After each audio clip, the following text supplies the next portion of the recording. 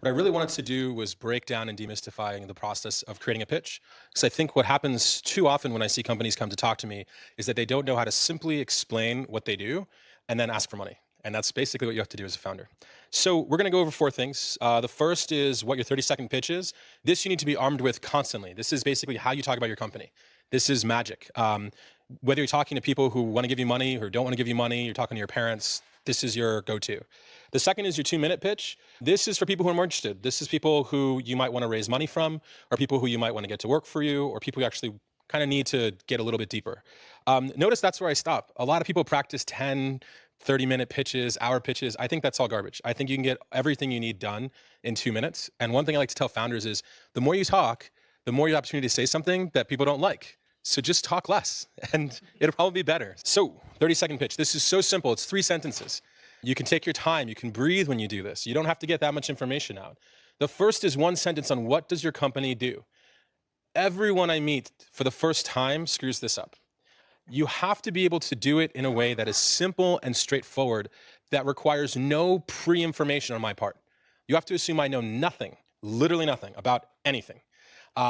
This is how you make it super simple. So, usually what we tell people is apply the mom test. If in 1 sentence you cannot tell your mom what you do, then rework the sentence. There is a 1-sentence explanation that your mom or your dad is going to understand. So really, really start there. And it's okay if you use really basic language. It's okay if you're saying, hey, we're Airbnb and we allow you to rent out the extra room in your house. That's simple, right? You don't have to say we're Airbnb and we're a marketplace for space. I don't know what that is. That's going to require more time. So use simple language. Very, very important. The second is how big is your market?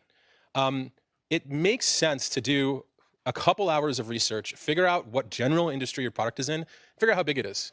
Investors like to hear that you're in a multi-billion-dollar market. It's pretty simple to do this. Airbnb might say, how big is the hotel market? How big is the vacation rental market?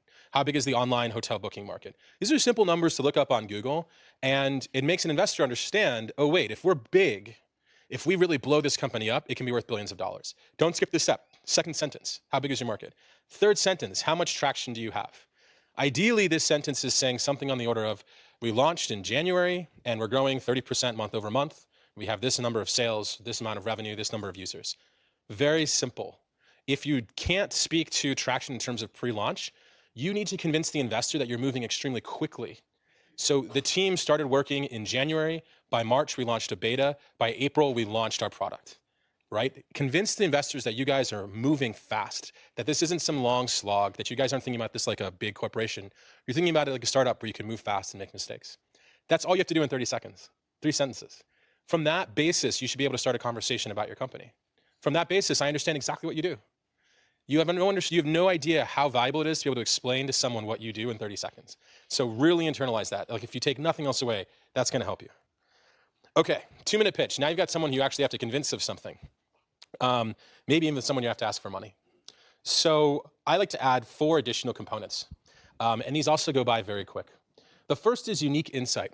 Now, if you talk to VCs, they'll say stuff like, what's your secret sauce? What's your competitive advantage? What's your unique insight? It's all the same thing. When I think about unique insight, what I think about is, here's your opportunity to tell me something that I don't know. Here's your opportunity to tell me something that the biggest players in the market you're trying to enter don't understand or don't do well. This is the aha moment, and you better have it down in 2 sentences. The aha moment. So you got to crystallize all of the reasons why you guys are going to kill the competitors, or the really intelligent thought that got this business started, in 2 sentences. And I need to aha. You can see whether it's happening when you're saying it. That's why I like 2 sentences, so you get in and out fast. So if I look at you and I'm like, then it's okay, you nailed it. If I look at you and I'm like, I already knew that, then you didn't nail it. If I looked at you and I just don't understand what you're talking about, you definitely didn't nail it. So practice that unique insight. In your 2-minute pitch, that's all, you're only gonna get 2 sentences to get that out there. So it can't be complicated. And that's basically the theme of this whole thing, right? It cannot be complicated. Next, how do you make money? Your business model. I see so many founders run away from this question because they think things like, if I say advertising, people are gonna be like, oh, that's stupid. Just say it. Don't run away. If it's advertising, say advertising. Facebook's a massive advertising business. So is Google. If it's direct sales, it's direct sales. If it's a game and you're selling in-app ad-ups, like that's fine. Just say it. Don't run away from this sentence. It only has to be 1 sentence long. Where founders get tricked on how will you make money is they say, well, we're going to run advertising, maybe some virtual goods. We're going to figure out how to do this and maybe this and maybe this. Well, now you're saying nothing. Now you've told me you have no idea how you want to monetize this. This was a check mark that I just wanted to write. Oh, they know how they're going to monetize. Instead, I'm writing a big question mark. So do the thing that everyone else in your industry does to monetize 95% of the time, say it and move on. Like, it's totally okay. No one's going to hold your feet to the fire and say 3 years later, you didn't monetize this way. But it's much better to be clear and concise than it is to start spouting out every single way your company can make money. The next one is team. I think that this answer is actually really clear. I think you're trying to do two things.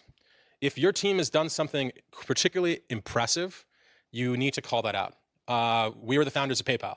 Probably want to say that. We were the founders of Amazon. Probably want to say that. So if you guys have done something that has made investors money, you want to say that.